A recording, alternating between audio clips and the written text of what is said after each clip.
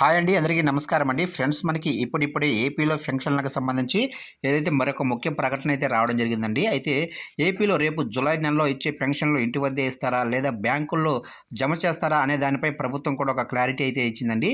అయితే దీనికి సంబంధించిన పూర్తి వివరాలు అయితే మన వీడియోలో తెలుసుకుందామండి. వీడియో మాత్రం ఎక్కడా స్కిప్ చేయకుండా చూడండి ఫ్రెండ్స్, అప్పుడే మనకి పూర్తి సమాచారం అయితే తెలుస్తుంది. ఇక ముఖ్యంగా వీడియో నచ్చినట్లయితే లైక్ చేయండి ఫ్రెండ్స్. ఇక లేట్ చేయకుండా వివరాల్లోకి వెళ్ళిపోదామా.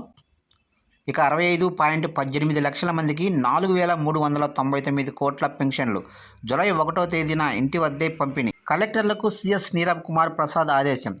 ఇక ఎన్టీఆర్ భరోసా పథకం కింద పెంచిన పెన్షన్లను జూలై 1వ తేదీన లబ్ధిదారుల ఇళ్ల వద్దనే అందించేందుకు ఏర్పాట్లు చేయాలని జిల్లా కలెక్టర్లను ప్రభుత్వ ప్రధాన కార్యదర్శి నీరబ్ కుమార్ ప్రసాద్ ఆదేశించారు. సాధ్యమైనంత మేరకు ఒక్క రోజులోనే పెన్షన్ పంపిణీ పూర్తి చేసేలా చర్యలు తీసుకోవాలని సూచించారు.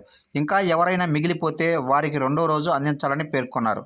ఇక 1వ తేదీ ఉదయం 6 గంటల నుంచే పెన్షన్ల పంపిణీ ప్రారంభించాలని స్పష్టం చేశారు. పింఛన్ల పంపిణీపై సచివాలయంలో జిల్లా కలెక్టర్లతో సీఎస్ వీడియో కాన్ఫరెన్స్ నిర్వహించారు.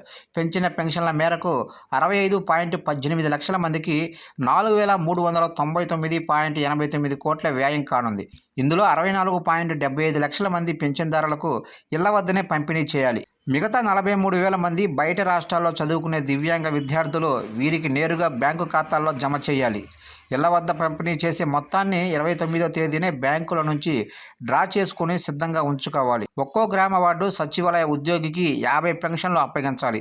అందుకు సంబంధించిన లబ్ధిదారుల వివరాల మ్యాపింగ్ను 28 నాటికే పూర్తి చేయాలి అని ఆదేశించారు.